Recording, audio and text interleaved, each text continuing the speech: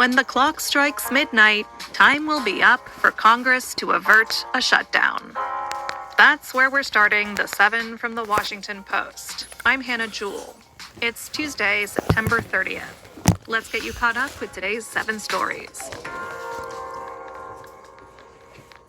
Lawmakers in Congress are at an impasse. As the hour of reckoning draws near, Democrats and Republicans seem to have no path to avoid a shutdown. Republicans have proposed to keep the government funded at current levels through November 21st. Democrats insist they cannot support that legislation until Republicans agree to healthcare policy changes. Republicans have rejected those. Not even a meeting between Democratic and Republican leaders and President Trump yesterday could lead to a breakthrough. After that meeting, Trump posted a fake video of the Democratic leaders to social media. So that's not a great sign of progress. Here's House Minority Leader Hakeem Jeffries laying out the Democrats' point of view after the meeting. Democrats are fighting to protect the health care of the American people. And we are not going to support a partisan Republican spending bill that continues to gut the health care of everyday Americans. Period. Full stop. And here's Vice President J.D. Vance with the Republican angle. We told them it was absurd, and now they come in here saying that if you don't give us everything that we want, we're going to shut down the government. We think that's preposterous. We think it's totally unacceptable, and we think the American people are going to suffer because these guys won't do the right thing. The Senate is expected to vote again today on the Republican-led funding extension. It will need 60 votes to pass, meaning some Democrats would have to back it.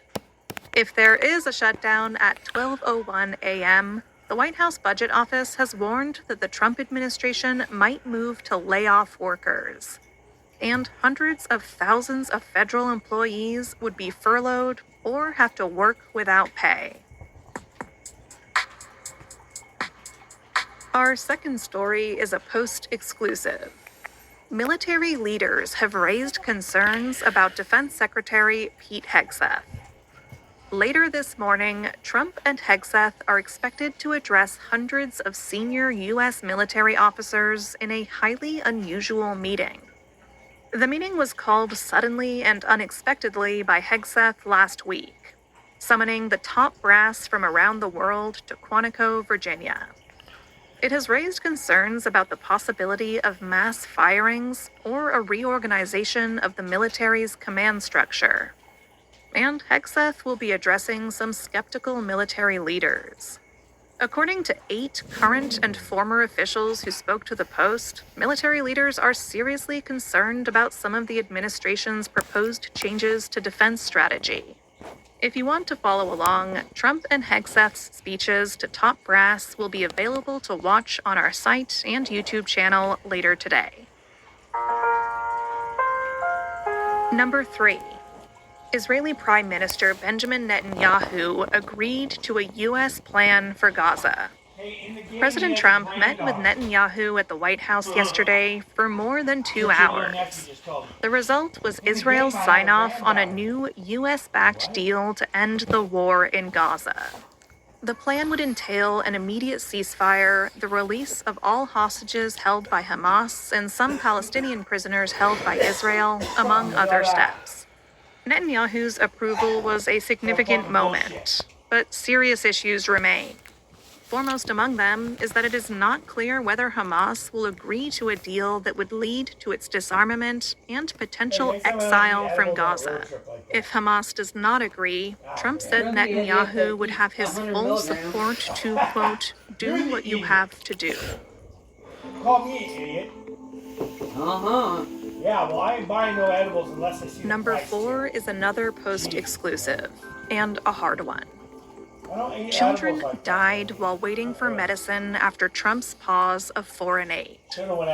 In January, Trump ordered USAID to suspend its work administering foreign aid to developing nations. According to a Post investigation, that slowed or prevented the shipments of anti-malarial and HIV drugs to dozens of countries. Those were medications that had already been paid for by U.S. taxpayers. Secretary of State Marco Rubio has claimed that no one died due to the aid cuts, but our reporting shows otherwise. In one Congolese province, deaths from malaria nearly tripled in the first half of this year, including a 5-year-old girl, Susa Kenyama. She died in February. You can read her story and see our visual explainer about delayed medicines at the link in today's newsletter. Find that in our show notes. YouTube will pay $24.5 million to settle a lawsuit brought by President Trump. That's number 5. In the wake of the January 6, 2021 attack on the U.S. Capitol, the Google-owned company suspended the president's YouTube account. So, later that year, Trump sued YouTube. He returned to the platform in 2023 after his account was reinstated.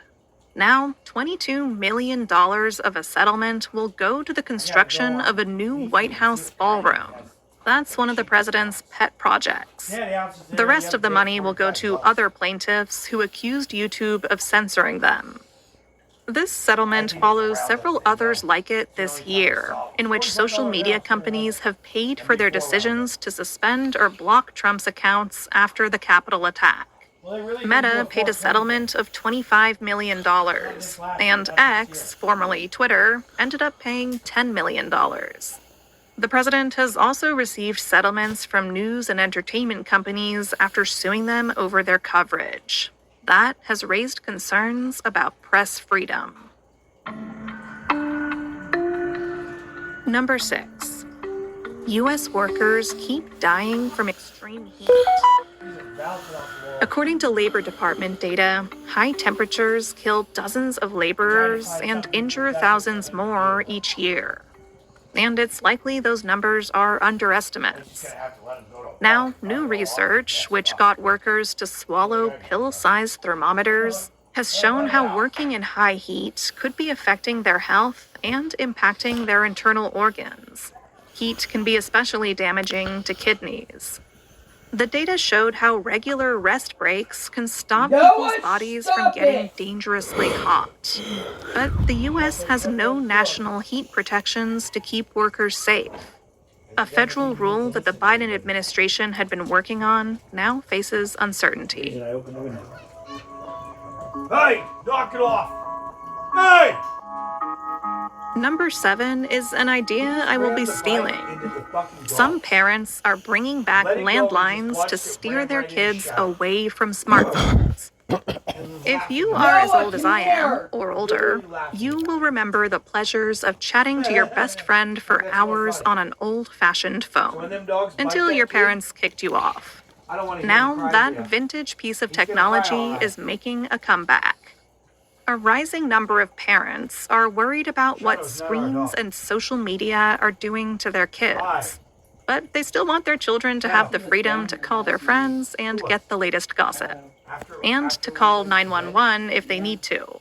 The humble landline can accomplish both.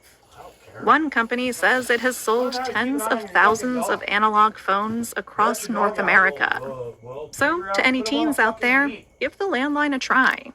Just think of the extreme confidence you will build if you have to ask your crush's dad if they're home. All right, you're all caught up. Oh, that's my old-fashioned landline telephone. Hello? You have a deal to tell me about? How exciting. I'll share it with the others. Here's what I just heard, guys. The 7 has a sale on premium subscriptions to the Washington Post. Right now, you can get one for $3 every 4 weeks, or $33 for the first year. That's billed as $3 every 4 weeks for the first year, then $17 every 4 weeks thereafter. Don't worry, you can cancel anytime. What's so good about a premium subscription? I'll tell you. It comes with 3 extra accounts for you to share with family and friends. To take advantage of this special offer, go to WashingtonPost.com/the7. That's the number 7. I'm